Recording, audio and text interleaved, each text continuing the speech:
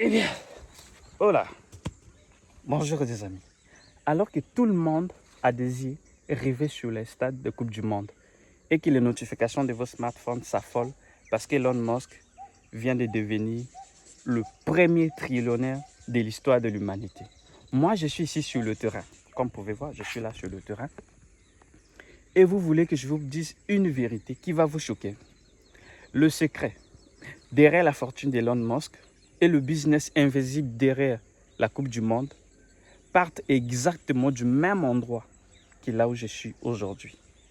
Ouais, ça peut paraître un peu flou et paradoxal, mais ne vous en faites pas. Dans cette vidéo, on va vous expliquer en montrant les choses réelles qui marquent la fortune d'Elon Musk. Et lui-même, là, en ce moment, il a rassemblé le plus gros cerveau de ce monde pour analyser quelque chose. Parce que dans cette vidéo, on va poser les cerveaux et analyser le plus grand de cette planète, se battre pour qui trouve ce qui est réel. Pourquoi vous devrez faire exactement la même chose si vous voulez bâtir un patrimoine vrai et sûr. Nous allons commencer par Elon Musk, le tout premier dans l'histoire de l'humanité.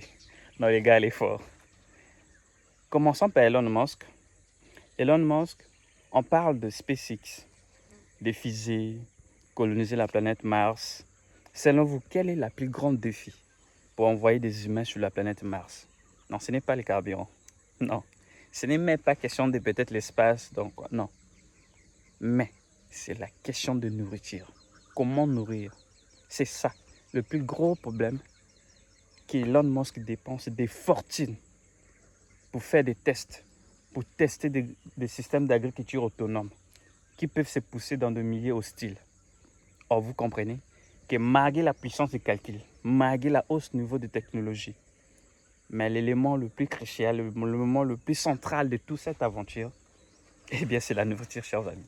Donc, vous qui sont encore là en train d'hésiter sur l'agriculture et tout, regardez bien cette vidéo, vous allez comprendre que malgré Elon Musk, son obstacle le plus vraiment difficile à remonter jusqu'à aujourd'hui, là, ce n'est pas le carburant, ce n'est pas l'espace, ce n'est pas la technologie, mais c'est la nourriture. Donc, restez branchés, on va continuer à vous montrer et vous dire un peu plus dans tout ce qui se passe dans cette histoire, la Coupe du Monde, Elon Musk et tout ça. Ah, comme vous pouvez voir, je suis dans le champ, je suis en train de marcher. Maintenant, regardons du côté du Coupe du Monde. On voit les stades de milliers, des droits de télévision, des sponsors, des envers de décors. Ça, c'est trop bien. Tout ça, c'est super bien. Vous pouvez regarder. Je suis dans le champ. Mais, vous savez, derrière toutes ces choses-là, il y a vraiment des défis de logistique. Nourrir plus de 3 millions de spectateurs qui sont au stade, c'est vraiment un défi, un gros problème au niveau de la logistique. Donc, il y a des contrats de milliards, des millions, de milliards de dollars au niveau de la nourriture. Parce qu'il va falloir nourrir ces gens-là. Puisque si l'alimentation n'est plus, eh ben c'est la fin. Hein.